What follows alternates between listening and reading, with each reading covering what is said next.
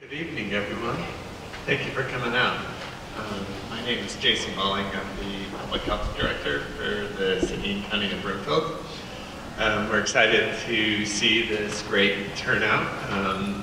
This is our third in our Be Healthy Broomfield speaker series, focusing on substance abuse and mental health issues. Our first talk was on the opioid epidemic that's happening across the nation, in the state, and some of the concerns we've seen in Broomfield. Our second talk focused on youth and marijuana. And our third talk is really going to focus in on mental health issues, and specifically looking at teen suicides. And so we're looking for this to really be a dialogue and a discussion. We learn as much from you as you learn from us. And also this feeds into a lot of the work that we do, not only in the City and County of Broomfield, but with our very important partners who do the work with us. So Children's Hospital, mental health partners, providers within the community. I see Dr. Nancy Greer back there and others. And so we're excited to see everybody out here and looking forward to the discussion. Before we dive in, I want to recognize two people who've been instrumental in developing this speaker series. Courtney and Heather, if you could both stand up. They've put in countless hours to organizing and developing this. And Courtney also serves as our public health nurse, but also our behavioral health specialist for the City and County of Broomfield, and also works in Boulder County.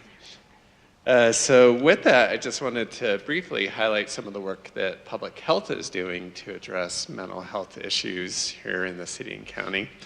As you know, or some of you may know, mental health can be somewhat of a politically sensitive issue. I don't know how many of you know somebody that's been impacted or affected by mental health. Personally, mental health issues run in my family. Anxiety is something that runs in my family, something that my sisters and myself have had to deal with and manage. And part of what comes with that is the stigma that's associated with mental health. So we in public health try and take a very population-based approach of how do we educate people on various issues. And specifically with mental health, what we're trying to look at is how do we get at this issue of the stigma around mental health. And so we received a grant along with other health departments in the Denver metro region to specifically look at reducing the stigma around mental health, and secondly, trying to increase screening and referrals. And so we're doing work with providers on that specific issue. And out of that has come the development of a campaign called Let's Talk. So just a little bit about Let's Talk Colorado. As I mentioned before, the campaign is looking to reduce the stigma around mental health. So I think we all know people that have physical health issues. You know, if you have diabetes, you go see a doctor. If you break your leg, you go see a doctor. And there's no really concerns or issues around that. But when it comes to mental health, there's this sense or feeling, and sometimes you hear it, and I used to hear it from my own family, of pull yourself up by your bootstraps. You know, you need to snap out of it. You need to just get through this. And that's some of the stigma that we hear around this. And it's really important that we start to address those issues, that people in our community start to feel more comfortable around this discussion of mental health. And so the Let's Talk campaign that we've developed was based out of a campaign called Make It Okay. It's an evidence-based campaign out of Minnesota. You know, it's all based around these key principles. It's okay to talk about mental health. It's okay to seek treatment. It's okay to feel that way, to ask for help, and to reach out. And so a lot of the work that we did is we started with that Make It Okay campaign, and we brought it out to residents across the Denver metro region and did what they call key informant interviews and stakeholder interviews to say, do these messages really resonate with you? And what we found is that they did. And so it all gets into how do we encourage people to start talking about the issue of mental health and starting to have that conversation and discussion. And so what we do is put out these suggestions or tips. This is what we would suggest you do is, you don't have to worry about saying the exact right thing. It's okay if it's awkward, it often is to have the conversation, but you still want to have it. It's okay if you say the wrong thing. It's good to be sincere, to listen, and to keep eye contact if you can. And so, as you'll see, as we've developed materials through the Let's Talk campaign, a lot of these resources and materials are available. So the call to action that we have for you, and I'm keeping this very brief, I could go on for an hour on this initiative, is talk openly about mental health issues with people that you may know. And again, the website that we have listed below, Let's Talk Colorado, gives a lot of information about how to best do that. We also have excellent partners here from Children's Hospital and from mental health partners that can further elaborate on that. The second thing is to educate others about mental illness, and again, around reducing that stigma, that there's nothing wrong with this. I think the quote that I saw was, 1 in 5 people struggle with a mental health condition. And in fact, people with mental health challenges like anxiety, depression, or eating disorders are as common as silver cars. So what you're going to see is a lot of the messaging we're going to be putting out in our community, we're going to do paid advertisements, are around this issue. This is a very common issue, and getting people comfortable with that. And then when appropriate, referring people to the appropriate organizations where they could get resources, such as the National Alliance on Mental Health Illness. So with that, I want to turn it over to Courtney to acknowledge all the amazing partners who are part of the development of this campaign. Thank you. Hi. This is just some of the list of the partners who contributed to the creation and testing and dissemination of the Let's Talk campaign. So we want to thank all of these partner organizations throughout the Denver metro area, as well as to extend a thank you to many of you who are also sharing this campaign throughout your organizations. So you will see this campaign at mental health centers, doctors' offices, the library. You'll see it at public health facilities, you'll see it at the schools, and eventually you'll see it at the bus shelters. So if you have any questions in regards to the campaign or in order how to get materials or resources on mental health illness and awareness, please visit the Let's Talk booth outside after our discussion. Thank you. Thanks, Courtney. So with that, I'm going to turn it over to our moderator and facilitator, and he took the sticker off of his head. Put it back on. This is Dr. Chris Urbina. He is our Chief Medical Officer for the City and County of Broomfield. He's the former Executive Director at the Colorado Department of Public Health and Environment, and the former Director at Denver Public Health. And Chris has been involved in all 3 of our speaker series, and he's going to really ensure that we're engaging and facilitating dialogue and discussion. So with that, I'm turning it over to Chris. Great, I have my own. Great. Thank you, Jason. Is that too much feedback? Probably too close to that.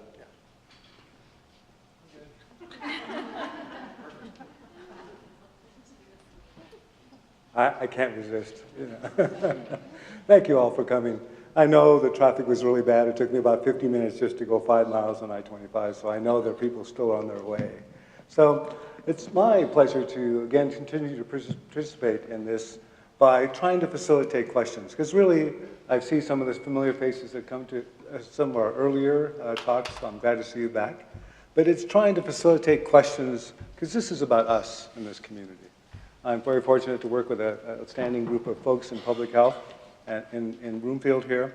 So what we're going to try to accomplish, and I'll introduce Dr. Frisch and Dr. Glover here in a second, who are going to give us an overview of suicide prevention and mental health, and they're our keynote speakers. But we hope to have a lot of time to talk about our community. We're fortunate to have Susan Bellis from Mental Health Partners here. Would you mind standing up, Susan? She'll have a few, I'm sure she'll answer some questions and she'll engage in the conversation. We're also fortunate to have Heather Crate from Boulder County Public Health. She's very active in the community. She has a lot of youth engagement and is really a leader in that community in terms of connecting with our young people. We also have Deb Fetterspiel. Is that correct? Did I get it right, Deb? Yes. Great. She's, as Jason talked about a little bit earlier, she's from Children's Hospital, and she's our Child Health Advocacy Institute, and very active in the Let's Talk campaign. So did you create these cute little buttons? No? Good. I was using one earlier just to take off the shine off my forehead. It really worked. So thank you. So without further ado, I'm going to introduce Dr. Sandy Fritsch, who is from Children's Hospital. She's trained in pediatric psychiatry and child psychiatry. Her current role is the medical director of the Pediatric Mental Health Institute at Children's Hospital.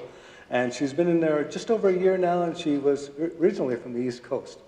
I'm also going to introduce at the same time Dr. Jenna Glover, who is going to be a co-presenter. She's a licensed psychologist and assistant professor in psychiatry and pediatrics at the University of Colorado. She serves as the psychology training director of the Pediatric Mental Health Institute at Children's Hospital as well. And so I'll just turn it over to you guys and you run with it. Thank you, Dr. Frisch, for coming. So I wanted to start with, from an anti-stigma campaign standpoint, something that Children's Hospital has put together. And it was put together after we did a workshop with we have a family advisory council, and they spoke about the stigma of what they experience for their families when they're seeking mental health compared to physical health within, can everybody hear me? Yeah, okay. So I'm going to try to play this. You know that feeling where your thoughts scare you or make life tough? Sometimes it feels like no one else in the world has those thoughts or feelings. No one seems to know how difficult it is to deal with your feelings. And it's not easy to share your deepest secrets. You might think something is wrong with you. Or you might worry what other people think. And all of that makes your thoughts and feelings worse. Our culture has created this environment of shame. Until the 1960s, society sent people away if they had challenges managing their thoughts, emotions, and behaviors. Over time, we learned that we didn't have to be afraid. We learned how to help people get better. We became hopeful. But there are remnants of those images in our culture today. Which is why some people still feel uncomfortable talking about it. The stigma has taken new forms too. With more access to more people all the time, it can seem like the world is telling us it's not okay to be anything but perfect. The truth is, everyone has thoughts or feelings that can be hard to deal with. So why do we make it so difficult on ourselves by judging others who could be going through the same challenges we are? What if, instead of seeing labels, we saw people who are struggling and could be there for them so they didn't feel so alone? What if we looked past our fear of mental health and started to talk about it in a constructive way? What if, as a society, we used empowering words and healthy images to help people feel supported? Maybe then more of us could feel comfortable telling others when we're having a hard time. Maybe more people would get the help they need. And maybe one day we won't have to talk separately about mental health and physical health, but just health. The truth is, each of us has the power to change our culture. Will you join us? Share this video with a kid, your neighbor, a friend, and help us break the stigma of mental health.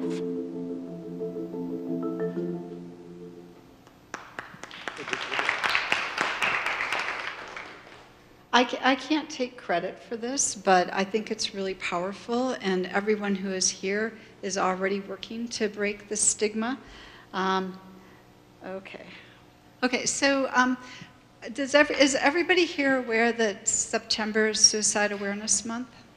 Yeah, it is. And so so to go from a very hopeful approach, a wonderful video, to now talk about some grim things, but also to perhaps give everyone some tools would be one of the goals here. Has anybody here had that feeling of wanting to jump off that cliff at times when things feel a bit overwhelming, or know someone who has? Suicide in Colorado, unlike what a lot of people in Colorado think, is a public health emergency. And it's a public health emergency with our youth. Suicide is the #1 leading cause of death from 10 to 14-year-olds in the state of Colorado. It's the #2 leading cause of death between 15 and I think 24-year-olds. It is, on this slide, it says that it is 9th in the country. We want to be 50th in the country. High numbers for rankings is not something we want. We want to be much higher than that. I've seen other slides that it shows as high as 6th in the country. So it really is a public health crisis here. And it's a public health crisis with our youth. Anybody see this headline in the Denver Post? It was September 1st, right when school was starting. 2 youth completed suicide within the Littleton community, Arapahoe County. At the same time, there was a youth who completed suicide up in Arvada. And it's my understanding that there was an unfortunate teen suicide last week in the Adams 12 5-star schools this year. This is devastating to everyone involved, and people have a hard time moving forward and recovering from these situations. We wonder, is there an epidemic? Is it growing? We do know that it's just thoughts are pretty high on a regular basis, and that 1 out of every 15 high school students may attempt suicide each year. That's not complete, but attempt. And so for each completed suicide, there may be 100 to 200 attempts. So for those 4 that have happened recently, I mean, you can do the math. It's really concerning. How many here know about 13 Reasons Why? How many here is concerned about 13 Reasons Why? I agree with you. 13 Reasons Why was written as a book that I bought when it came out because it was supposedly a novel telling the journey of a middle school age student who completed suicide, telling all the lethal means and ways. The show is now on Netflix. It came out last spring, I think in March. And in our emergency department, we had a record number of visits. On my national listserv, this was a trend throughout the country. It wasn't just here.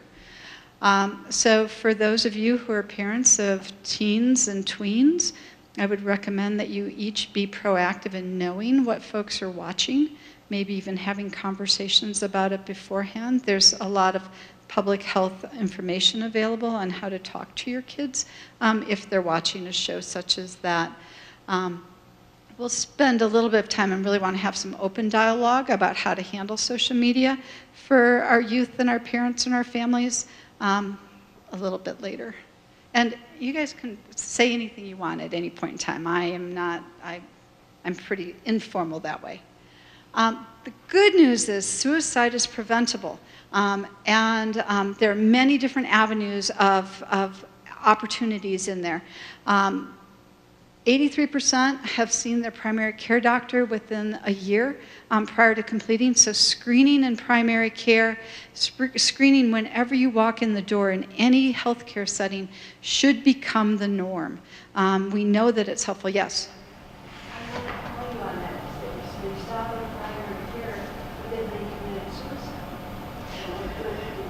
Well, that was looking retrospectively. That why, if they saw their primary care, did they commit suicide? The standard up until now has not been to do routine screening. So the standard has not been in primary care that you're screening somebody for whether or not you're having suicidal thoughts. My point is, well, no, we don't know if they were screened. We know that they saw their doctor within the year prior to that. So there's an opportunity there to introduce screening in for visits when you go into primary care. 66% had contact in the month beforehand, and about 80% of those were untreated for ongoing psychiatric illnesses. So there are real opportunities here if we screen and we identify and get people into treatment.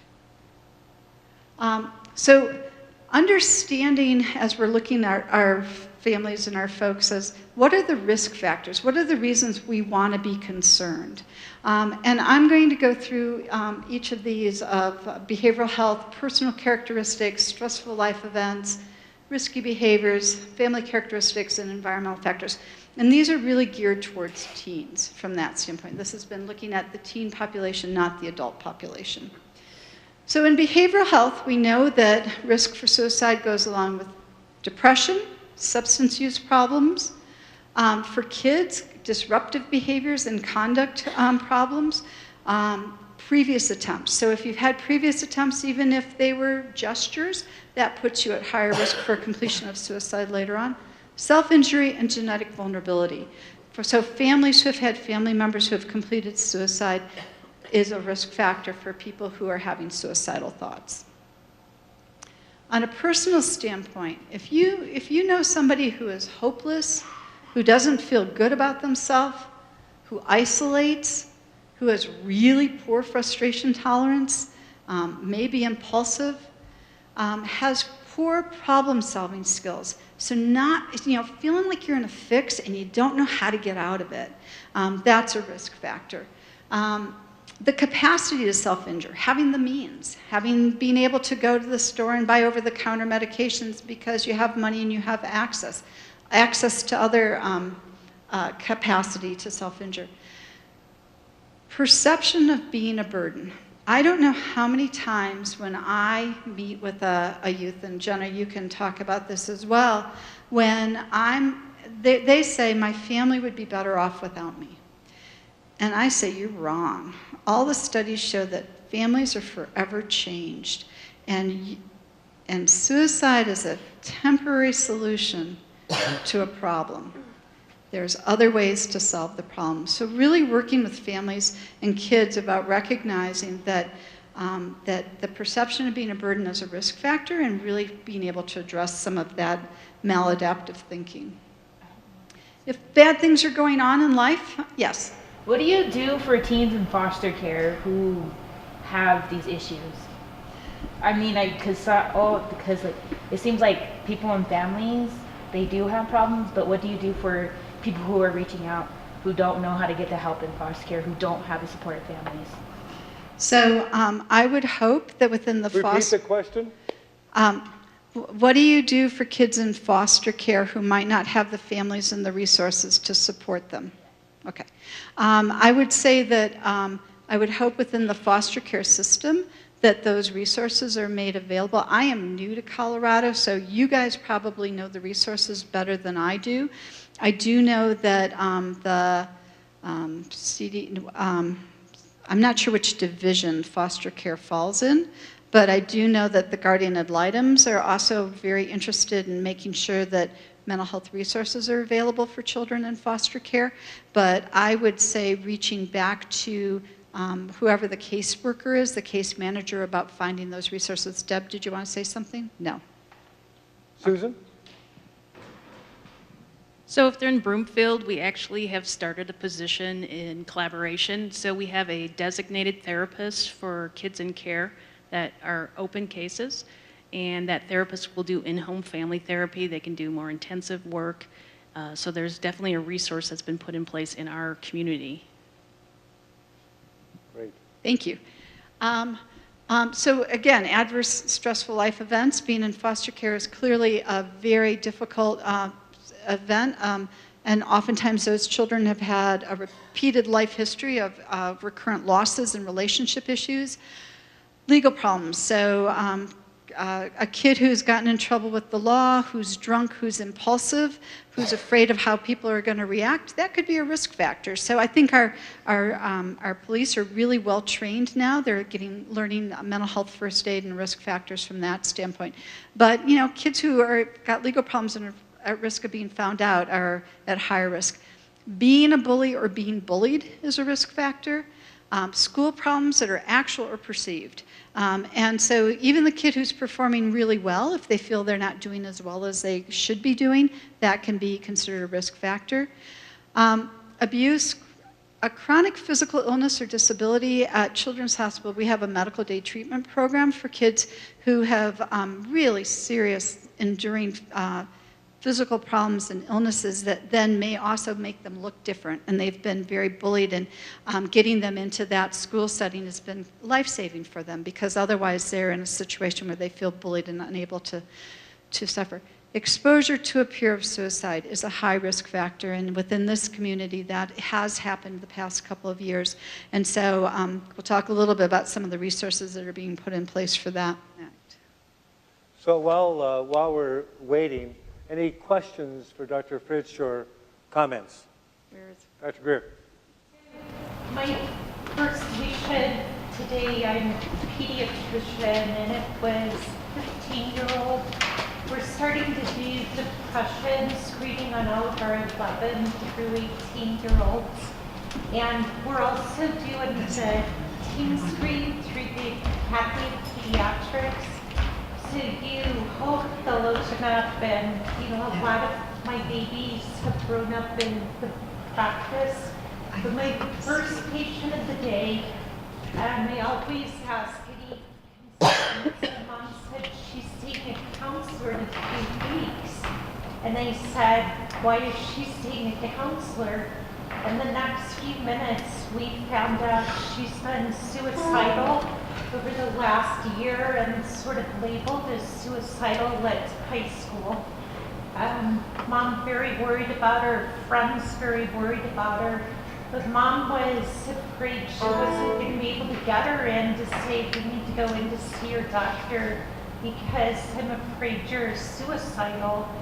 So Mom brought her in for the well and then kind of dropped the bombshell in the room.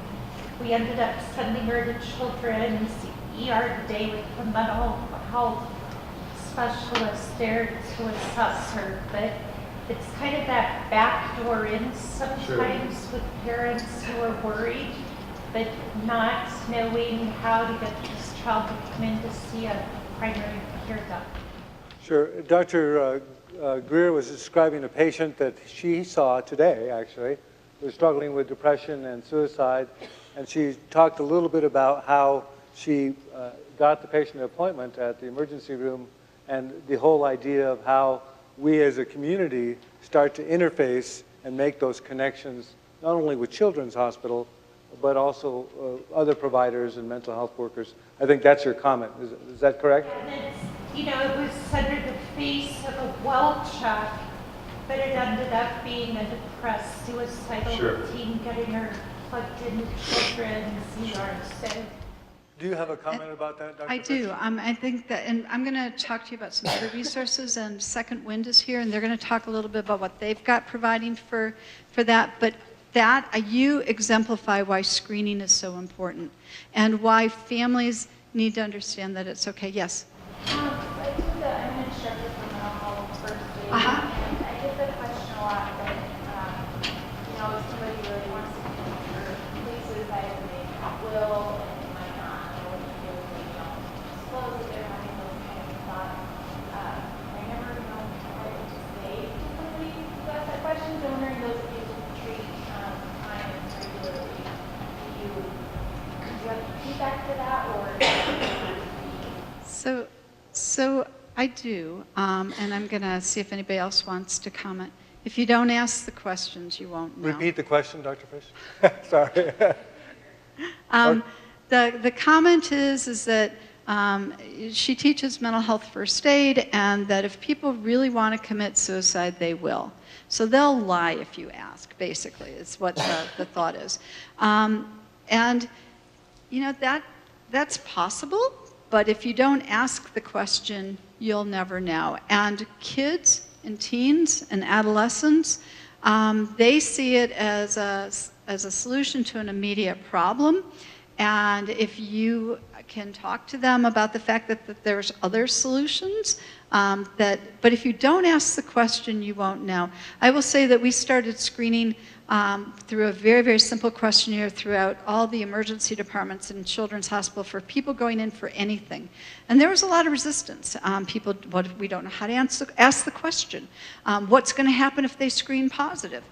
And out of 70-some kids who were screened, the first data that was collected, there were 4 that screened positive who were going at high risk, at very, very high risk, who ended up getting interventions that would not have happened if the questions hadn't been asked. So I think the more comfortable we are in having these conversations, I think the more good we can do. Jenna, did you have anything you wanted to add? Is this on? No. I'll just use my big voice. Yeah, so the other thing I would say is the research actually doesn't support that. And so they've done a lot of research looking at, they call it psychological autopsy, after somebody has completed suicide, to look at what were kind of the things that happened preceding or leading up to the completion. And for most people, they have talked to somebody about it, or they want to talk to somebody about it. I think the other thing that's really important as a mental health provider, understanding all of these risk factors and talking about, people will usually say, be honest if you ask, are you hopeless? Are you feeling stuck?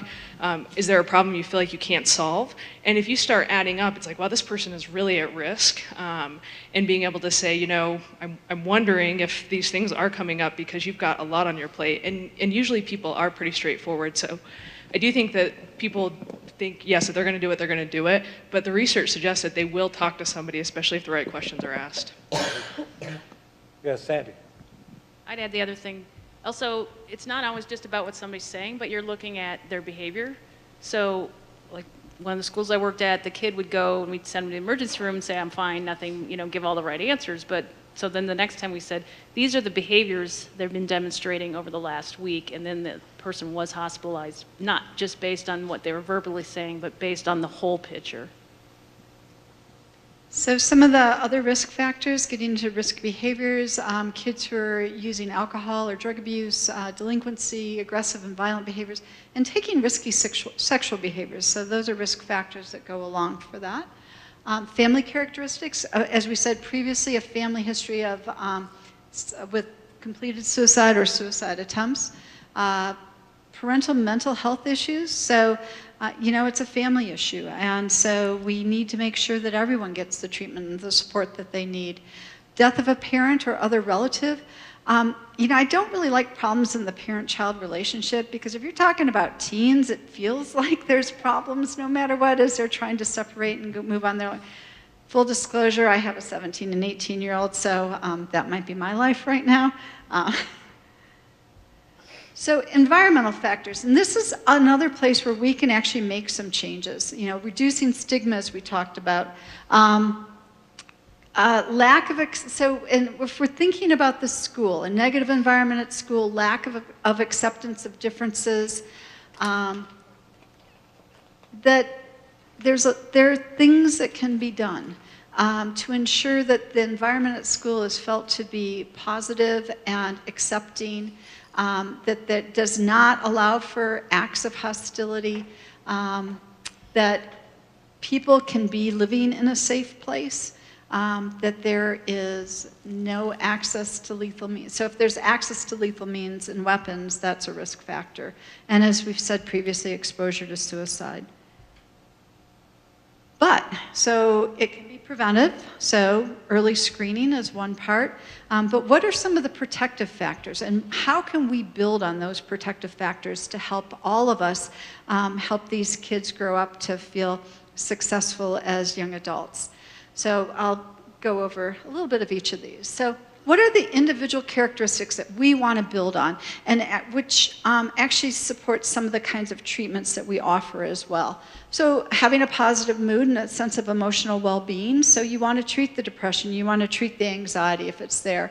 Having an adaptable temperament, so those kids who can go with the flow, they're, and it's hard to change temperament, but giving someone skills to recognize what their own temperament is like. Strong problem-solving skills, being able to help people learn how to solve problems through one of the core features of treatment that we do through the children's system is a thing called DBT, dialectical behavioral therapy, which really works on problem-solving skills, emotional regulation, distress tolerance, coping skills. Other things include a cultural belief that affirm life and discourage suicide. So if that is through the culture in the family or through the religious or spiritual areas, that's a positive resiliency factor. And frequent vigorous physical activity. A lot of people think that Colorado doesn't have problems because we're all healthy, because we go outside and do a lot of good stuff. That's great, that really is, but we do have problems. So, but encouraging vigorous physical activity can actually be a temporary treatment for depression also. From a family standpoint, feeling connected to the family, having close friends and a caring adult, even if it isn't in your immediate family, so a good coach, an extended family member, the matriarch of a family who is always there with good common sense, or a patriarch. Family support for school, so that the family sees going to school is a good thing. And friends who will go to an adult. And I know that I'm supposed to be really fast, but I do want to tell you a little bit of a story. When my daughter was in middle school, we were having dinner, and she said, "Mom, my friends and I want to talk with you after dinner. We want to have a conference call with you." And I thought, oh no, what's this all about? And so two of her friends and my daughter get on, I don't know if we did it by Skype or whatever, but we're having a conversation, and they were worried about a friend of theirs who was cutting. And they wanted me to help do something about that. And you know, friends who will go to an adult, I think so how do we build that with our kids? So, so I did reach out to that child's parents. They were very appreciative, and they got her some help and support that she needed. So within school, being part of a close school community, so schools that really extend into the community as part of the life and fabric of the community as well. Feeling connected. So when we were living in Massachusetts, I was in a very small town, and the school was also the town hall. They had the town meetings there. That was where Breakfast with Santa was. The school bus driver raised every single kid in that community. So people felt pretty connected that way. Being able to support academic achievement, so kids who are feeling really lousy about themselves, we really need to make sure they can be successful. Being successful is a protective factor. Having access to mental health providers. That's a problem. There's not enough of us. It is a challenge, but we are so fortunate Second Wind is here. Yes, ma'am. Why does it take so long to get into mental health? It takes like a couple months. Well, it depends on where you are. So repeat the question. Why does it take so long to get into mental health? First of all, there's resource issues. So there's 8,500 child psychiatrists in the country, and we need 33,000. So that's one problem. Not enough people are available and getting trained. And those people often go to the areas where there's the greatest populace. So efforts and attempts to raise other folks to do that or train other folks to do that, they still congregate in the highly populated areas. So the more rural you are, the harder it is. And so it's about a resource issue, but trying to build skills and integrate within primary care is one way to try to bring other resources that are available for short, brief treatment if needed to address the crisis. Can I jump in on that? You sure can. So the mental health center, I don't know if you know, is actually across the street in the, what's that building called? Broomfield Health and Human Services. We're on the second floor. From our data in the last year, it took 4 days to get in.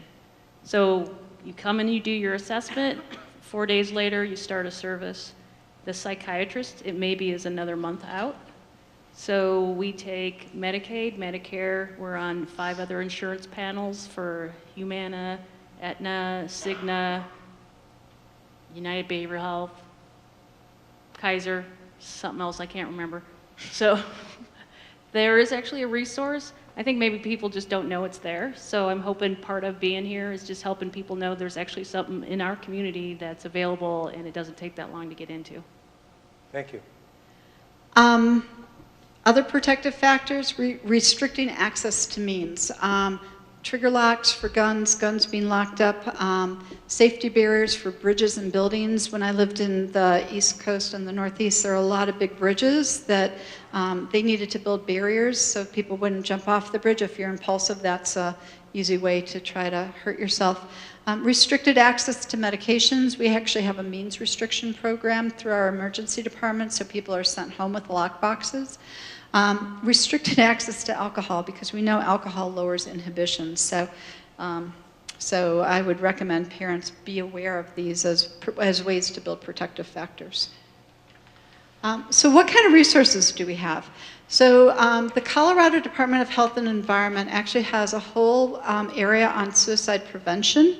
There's going to be a toolkit that's revised for primary care that was supposed to come out last Friday.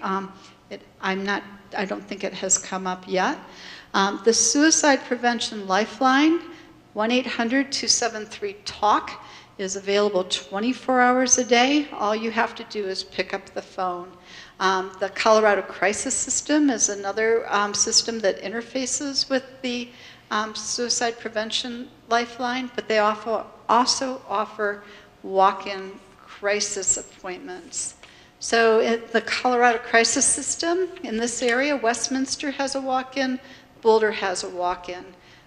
Lakewood, Denver, Littleton are a lot farther away, but those are available 24 hours a day.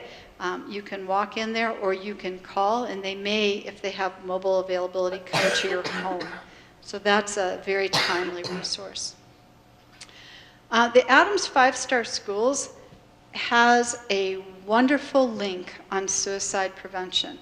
In the interest of time, I'm not going to go to it, but it is fabulous. It even has resources on tips for parents to talk to their kids if they've had a friend who's had a suicide attempt. Very practical, very pragmatic. It's one of the best tools that I have seen out there, and this is within your community, and we can get you this link if you want, but I was really very much amazed by what they've put out. Second Wind, who is here today, they will also provide some information. This is a resource that is phenomenal. They believe that every child and youth at risk of suicide should have access quickly, timely, to the mental health treatment that they need. They pay for up to 12 sessions, so funding, it's payer blind. Money is not a barrier from that standpoint. There's also some prevention resources, and you may hear about these for kids as they're going through school. Sources of Strength is a wonderful one where they're developing peer mentors within the school system so that peers can talk to peers and they can build those links to adults to help out.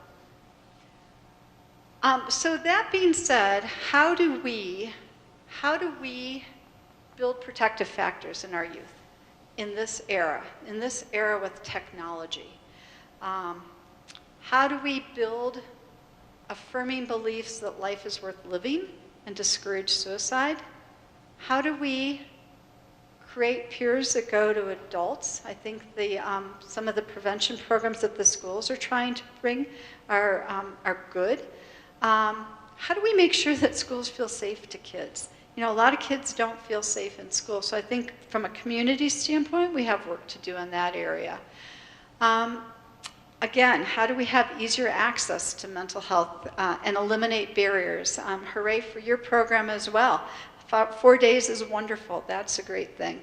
How do we build a community belief that it's okay to restrict means in a rural state that values hunting and the ability to bear arms and says that, you know, you can still do that, but we want to make sure that we're restricting means. So, how many of you have tweens, teens? How many of you know what Finstagram is? So for those of you who don't, Finstagram is Instagram that is a fake Instagram. So kids will put those up. It's called the Finsta account. And my daughter, who is 17, taught me that most kids they have a Rinsta, the real Instagram, which is the public domain-facing one, and then they have the Finsta account. And she said, the Finsta account is where we're real. That's where we're really real. But the parents don't know about it because they know about the Instagram. So it's really important to have a sense of what our youth are doing. Snapchat, has anybody seen Snapchat? Seen kids do Snapchat? Have you ever seen things coming through on Snapchat when your kids don't know what's coming through? Worth seeing sometime, although you might need someone to support you after you've seen some of that stuff because it is scary. Facebook, kids are still on Facebook, but it's really not the most popular social media sites. I don't think many kids are using Twitter right now, although with the use of Twitter from a public standpoint, that might be increasing. Knowing about Tumblr, which is a blog site, is an important thing to know about because there's blog sites on cutting, there's blog sites on eating disorders, but there are also, Tumblr has taken a socially responsible approach so that if people are going to those sites, there's a pop-up for how to get help as well. But it's important to have an awareness of what's going on. The problem with social media is it's instant and it spreads wide. So many people know what's going on. I was here looking for schools. A year ago in February, my kids were looking at Cherry Creek schools, and when they went back to one another, they said, "Did you see Dexter's post?" This was in Colorado. We were from Maine.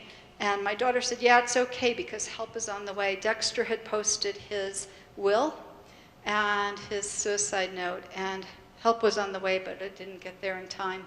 Our family was forever changed by that social media posting and what it was like to not be there, to be part of the solution. So how can parents and adult caregivers address social media? I really recommend conversations need to start very young and very early about social media. Kids are far more savvy than we are. Kids can teach us. Our kids can teach us on how to use social media. That it's really important for parents to know how to monitor and set limits, and it's available. It can be there. We have materials available through my website to address some of that stuff.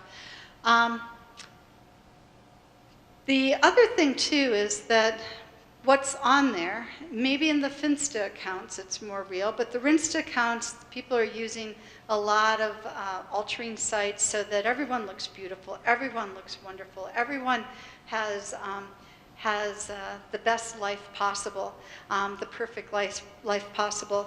And we're actually lobbying to have sites show when images have been altered so that people can see what the real image is versus what was posted. I would recommend that families have digital free zones at family dinners, sleep time, and that all family members practice that there be time that you're working on talking and conversing.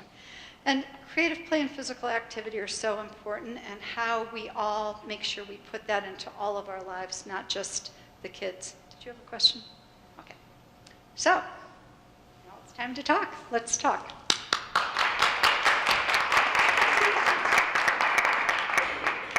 I'm really glad that you felt comfortable asking and answering and making comments during the presentation. Now is our time to ask Dr. Frisch, Dr. Glover, Susan, Heather Crate, Deb, or anybody in the community to make a comment or a question for our experts here. Yes, go ahead. You mentioned in the beginning of your presentation that Colorado has higher youth suicide rates than other states. What makes it different? So why does Colorado have such high youth suicide rates? Thank you. Yeah. I can be trained. That is a really good question, and there do appear to be pockets when you look at if you look at any suicide website for numbers and specifics, so El Paso County, is this on still? Okay. Sure. El Paso County has had really high rates in the last 2 to 3 years, and it's felt to be, you were down there, weren't you, Deb, talking to them about their high suicide rates? Felt to be a public health crisis. And so what can often happen is it can happen in one school, and then it can circle through the school as kids have seen, oh, that kid did that, and there can be a contagion effect as well. The risk factor for having lethal means, including guns, is really a risk factor in rural states as well. So coming up with a way to meet people's right to bear arms, but also to set restrictions is something that's also important. Do you want to? Yeah, there's not a lot we can do about this particular issue, but there is research to suggest that the higher elevation you live at, the higher rates of depression, which is associated with suicide. And so both Utah and Colorado have high suicide rates, and some people have speculated that the high elevation might be contributing to that. We don't know why that is, we just know that there's higher rates associated with higher elevation. And I want to put my plug in for vitamin D. So when I lived in Maine, it was determined that virtually everybody in Maine was vitamin D deficient because the elevation wasn't, the sun never got high enough for long enough to get that.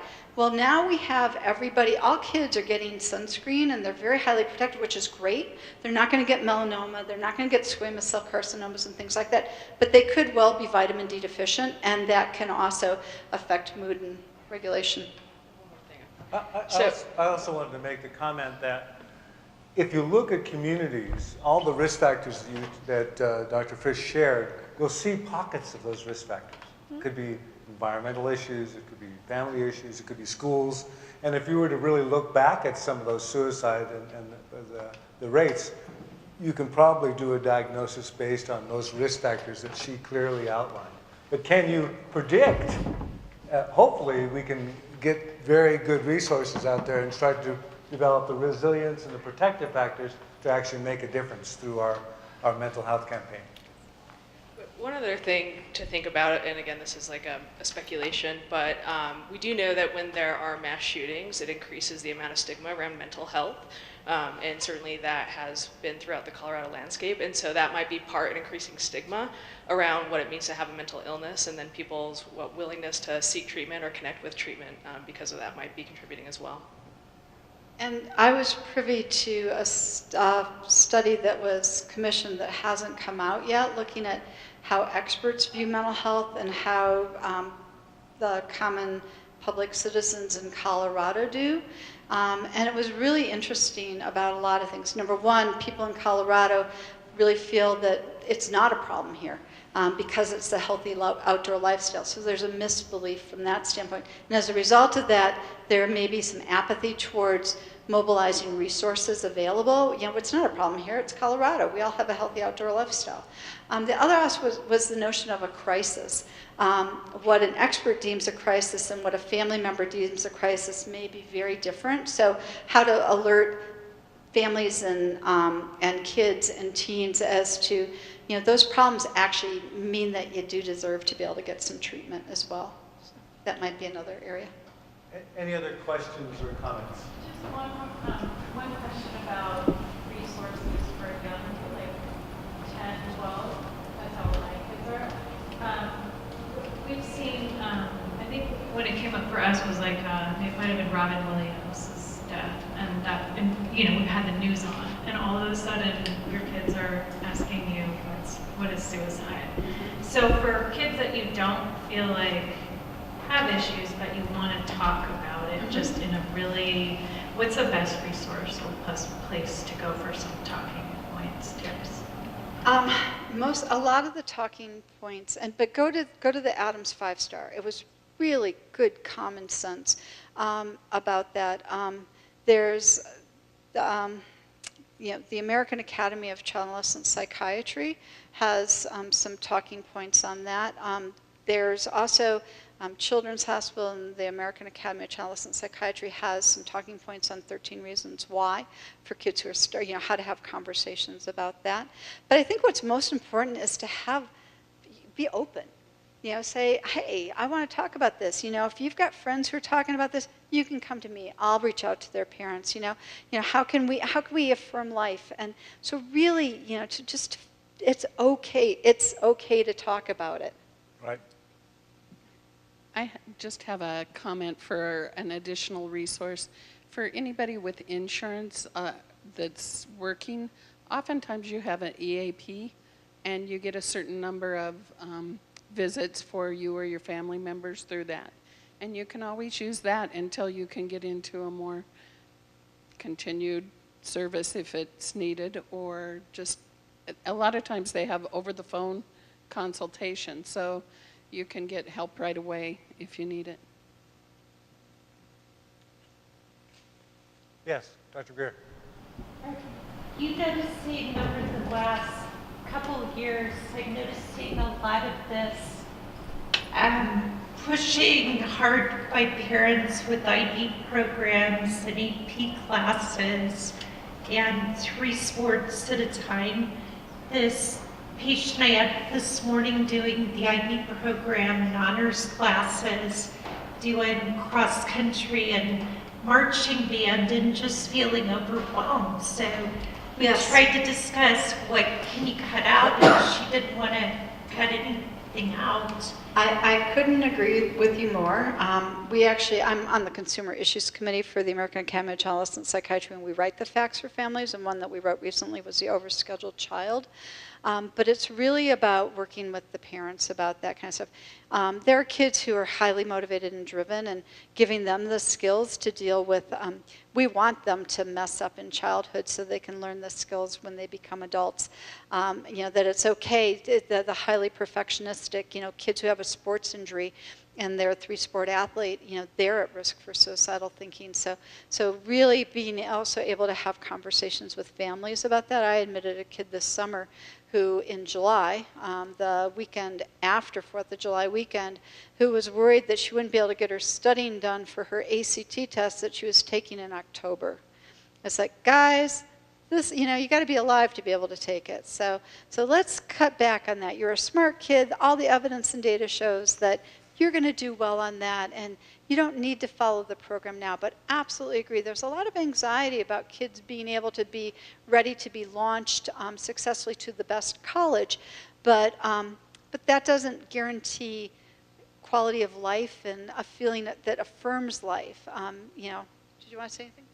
Yeah, and I think I emphasize a lot with parents that we have to change our messaging to children and adolescents, that success is not about accomplishment, but rather about developing skills to work hard and be resilient. Those are the things that ultimately help a person be successful in life. And so putting more focus on affirming their effort rather than the end point, because kids get so hyper-focused, and if I don't do this thing, or accomplish this thing, and then that just adds to the stress, versus the process is what matters, and that really is what is related to success in adulthood. So I think that's an important message to continue to give to parents, to send that to their children.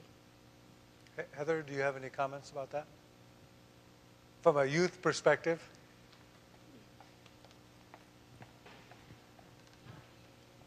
No, I know. But you work I'm just with kidding, youth. Chris. You work with youth. I do, yeah. So for sure, that comes up a lot. I work in Boulder County, and a lot of our Boulder Valley School District students, St. Vrain Valley School District students, I'm sure students in most school districts face a lot of pressure. I do a lot of specific work within the LGBTQ community, so there's some added risk factors there. But I think we try to talk to the youth about taking care of themselves. We talk a lot about, like, where are we racing to? What's the finish line? And really trying to help them balance and really focus on skills so that they can be successful. So just echo that as well. Yes. I went to Teen Boys at Boulder Valley, and what resources does Preventable have to help kids talk to the schools? I feel a lot of resistance with my boys, and they were in Adams 12 and now they're in Boulder Valley, but with their ADHD. Almost every teacher I meet with says, I've never had an ADHD student and I don't know what to do with them, and are very resistant to helping them in the classroom. And so is there any things available through the city of Broomfield to help kids with... Susan, do you have thoughts about that? With ADHD?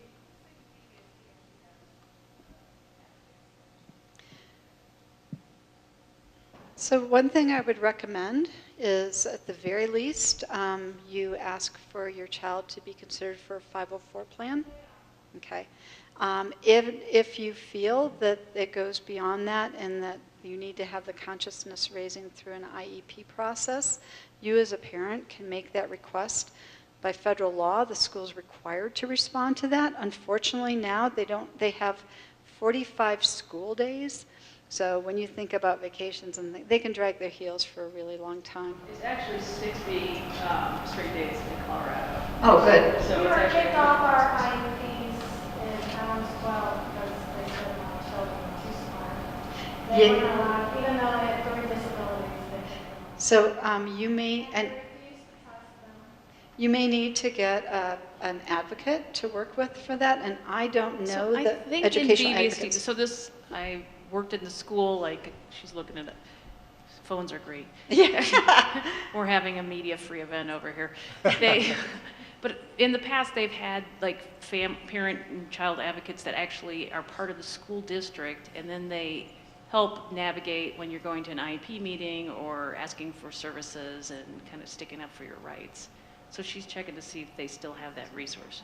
We did that at Adams 12 and I didn't help either. They just didn't. Well, the ones that I had, yeah, the ones I had in BVSD were great. Yeah. So is there ones that are available? Yeah, can I connect with you after? I forgot how the name. We can't hear you, Heather. I was just going to say I'll connect after. Okay, good. Thank you. Looks like we have a family contact over. No, I have a question, a follow-up question to that. How much training is done in schools about how to recognize risk factors or not to put that kind of pressure on kids about the grades and things like that? How much is being done for the teachers to help them understand? It's starting. We're looking at programs like Zero Suicide Academy to train schools and teachers. And actually I'm going to ask Deb to speak to that because she probably has a greater awareness of some of the initiatives that are out there. But it is recognized that people, kids are spending more time in school than they are at home. And parents might know kids best for their lifetime, but what's happening on a day-to-day basis. Like I said, the school bus driver in Essex Elementary School raised so many kids in our community. So, Deb, do you want to talk about some of the initiatives?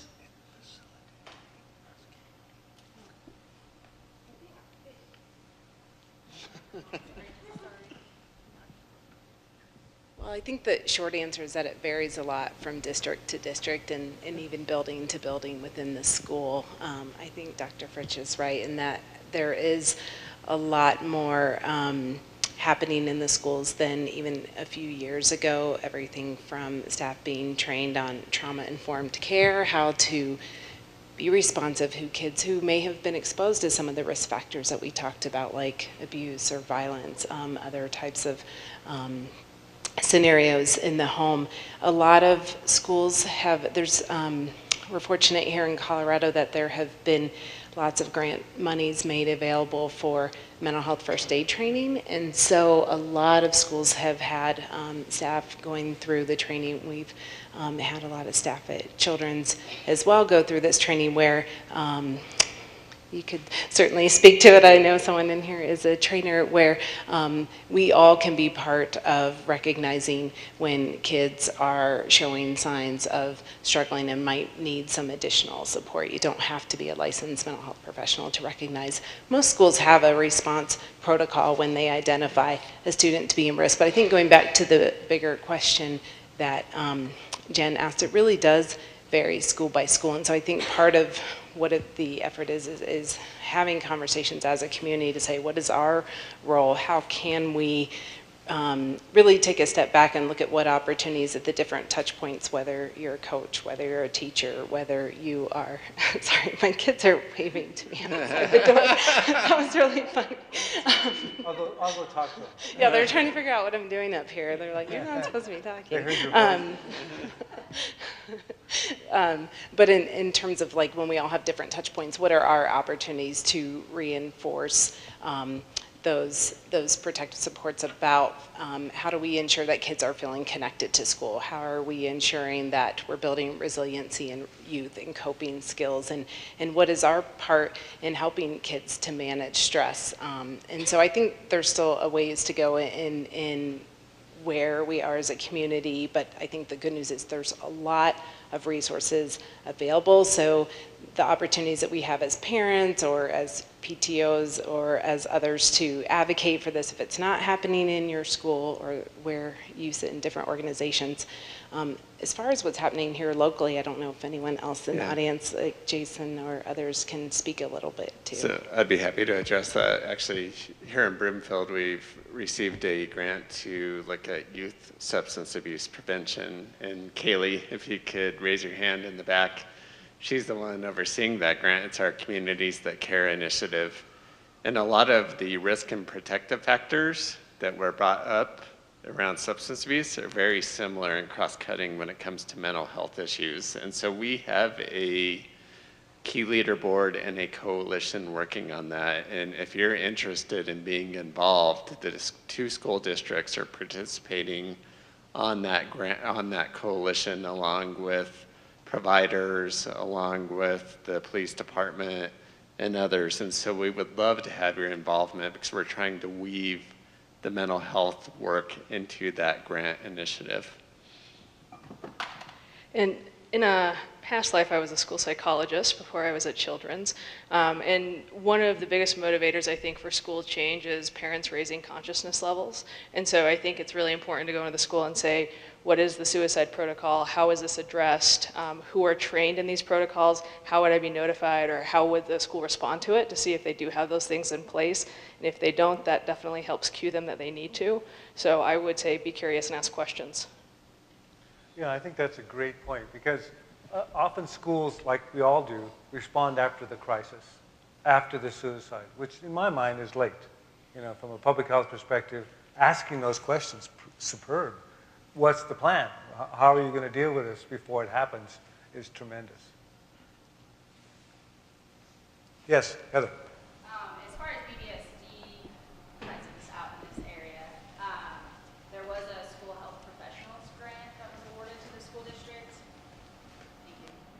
And part of the school district getting that grant was the rollout of sources of strength in several of the schools, and so that is adult advisors and peer leaders who come together to really break down stigma around suicide, do a lot around connecting to your trusted adults. So over the next year, that's likely going to be rolled out in Monarch and Broomfield, and then a couple of the K-8s as well. So that's an additional sort of community norm shifting around talking about strength and how we make it through hard times. So that's something.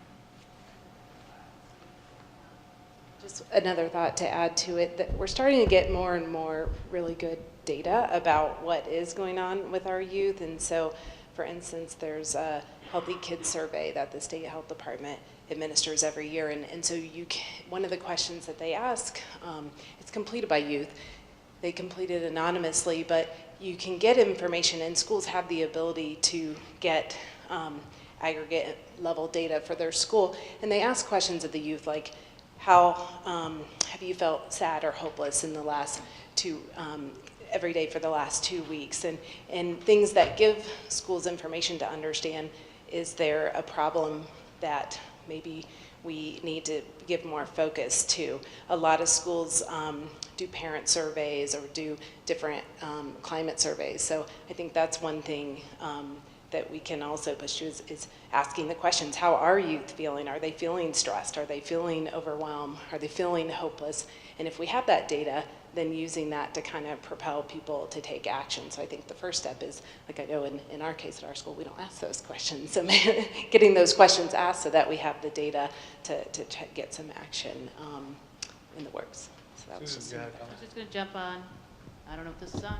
So we did mental health first aid. Go ahead. It's an 8-hour training with the whole staff at Prospect Ridge Academy. We did that. Not the whole staff. That was like the middle school, high school teachers.